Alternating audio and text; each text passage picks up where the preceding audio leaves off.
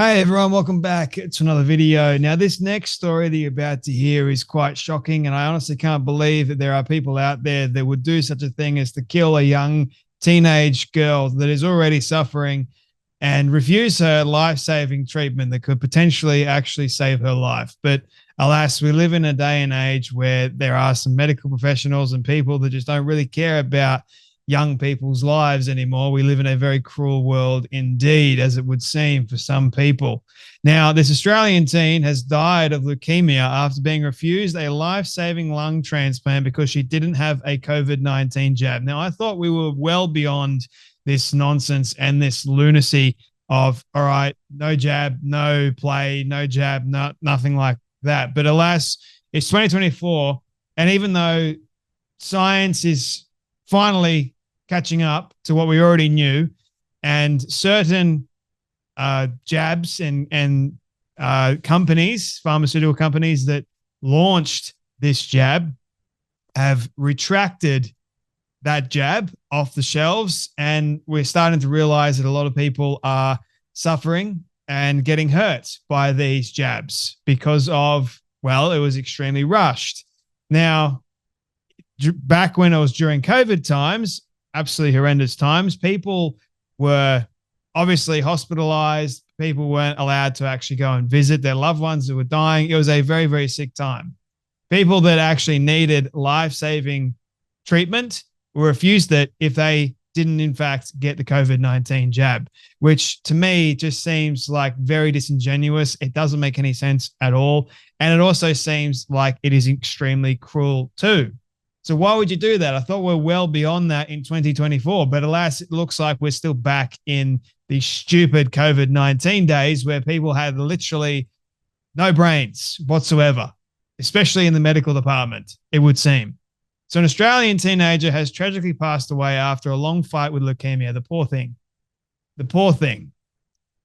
Imagine going through that and knowing that you're more than likely going to die, but also having a little bit of hope, but then having that hope crushed because these bastards that are in charge don't want to save her life because she doesn't have a flippin' jab that means absolutely nothing anymore.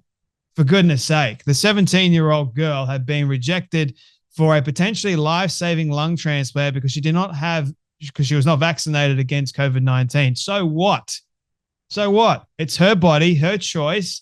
She made the decision. She's got leukemia, for goodness sake. She doesn't know what the jab is going to do to her. It will probably weaken her immune system even more. It weakened a lot of people's immune systems, by the way. It stripped mine to the bare core, the bare minimum. It actually made me sick, or sicker, I should say, because I got the damn thing. I was forced to get it. Didn't want to get it, but I was forced to get it. So this poor young girl, literally dying of leukemia, doesn't know if the jab is actually going to help her or make her worse and fast track her illness. She doesn't know. So she's made the decision not to get it, which I think is actually a good decision to make. But anyway, apparently the doctors thought otherwise. No, it's totally safe, even though I've got actual stories and evidence now to say that it's not. Anyway, Dezel Peters of New South Wales died in hospital on Monday following a 4-year-long battle with leukemia. Her father, Josh, confirmed in a post to social media. Just know that Dezel knew how much you all loved her, Peters wrote. This kid was something special and he deserved better. She definitely deserved better, and the doctors should know this. There should be absolute outrage and backlash over this because I thought in 2024 we would know better. We would act better. But alas, if you don't get jabbed, it's going to stop you from getting life-saving treatment. Absolutely unbelievable. Australian boxer George Kambosos Jr. was one of the many who posted heartfelt tributes to Peters on social media, praising her for her bravery she had exhibited in her fight against the disease. It's an absolute horrible disease. I know people that have died from it and they've fought for a very, very long time. It's not a nice way to go. It really isn't. RIP, RIP, beautiful Dezel. My deepest condolences to her family. Heaven gained a beautiful angel. Certainly did. Although it could have been prevented for a period of time. But alas, these doctors, I just don't get it. Like, you have the authority and the obligation to do no harm. You see a girl that is suffering and is eligible for a lung transplant.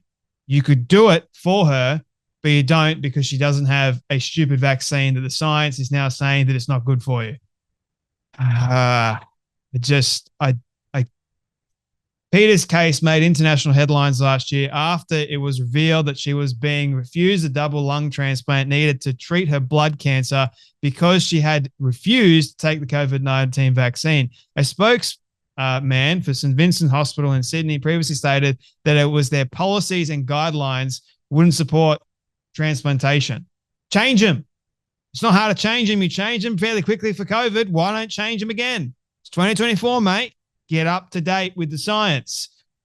Of anyone who was unvaccinated, vaccination status against various infections is a critical part of this assessment in order to, why? To ensure optimal prospects of survival. Good grief. I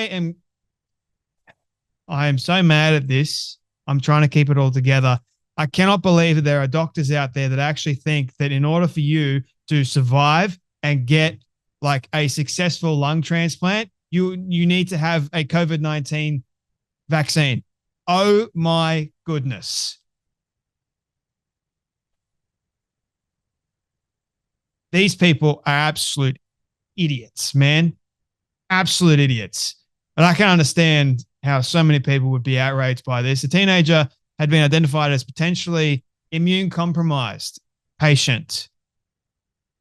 She probably would have been severely more immune compromised, I'll have you know, if she had taken the vaccine. But alas, and of course she's immune compromised. She's got bloody cancer, for goodness sake. She's dying of it after contracting a form of pneumonia. Well, there you go too. Her immune system is shocked to hell because of the leukemia. What, she's obviously going to be immune compromised, and you want to jab her to the hilt with stinking a unsafe vaccine. Her father claimed that a doctor had told them that by refusing to get vaccinated, she would be a major threat to everyone. A poor little girl in a hospital bed dying of leukemia is a threat to everyone who was currently hospitalized. She's in a different room away from everybody else who had done the right thing. If she had contracted COVID-19, that would have been the end of her too. The way he made us feel was that they didn't want to give her the lung transplant. They didn't. That's just the reality of it. So we're going to make up some stupid excuse that doesn't make any sense whatsoever, especially today. The hospital maintained that there were multiple factors that resulted in her being rejected for the transplant procedure, but did confirm that not wanting to take the vaccination was one of them. So what are the other ones? I would love to know. What are the other ones?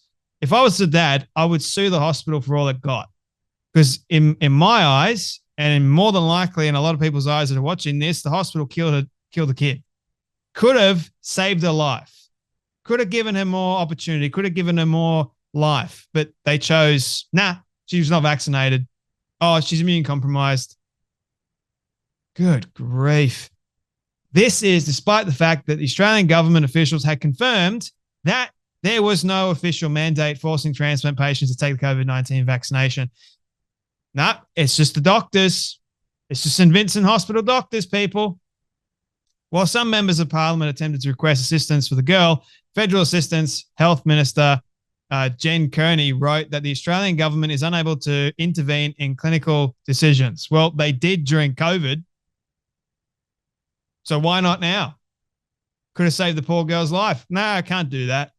Noting that the priority and treatment given to an individual is ultimately a clinical decision made by the treating hospital and transplant teams involved. Jeez. The local New South Wales government also said in August of last year that they had been assured that the clinicians providing her care have followed protocols aligned with the International Society of Heart-Lung Transplantation recommendations. Yeah, right. And the Transplant Society of Australia and New Zealand guidelines too. Hello? Change them. It's not hard to change them. Despite the hospital's claims that a COVID-19 vaccine would maximize Peters' chances of survival, a case study published in April of 2022 revealed that some lung transplant patients who had received mRNA COVID-19 vaccines ended up developing new and significant respiratory compromise after the second vaccine dose, consistent with antibody medicated rejection. There you have it, people. There you have it. But doctors know better. They know right. They don't know everything. They're human. And they're not obviously keeping up with the science that has been updated since COVID, with one patient being forced to be relisted for a lung transplant. See, they don't care. And if they did care, they would do whatever it took to actually help this young girl. But now the young girl is gone, and now there's a lot of outrage, and so there should be. Because the young girl could have survived. She could have lived longer, but no, these doctors knew best. Somehow. They're following their guidelines and policies, but it looks more like a biased decision if you ask me. Absolutely unbelievable. Cannot believe that actually happened in my country, in New South Wales, where I used to live. Anyway, my friends, you take care, you be blessed, and I'll see you all in the next video.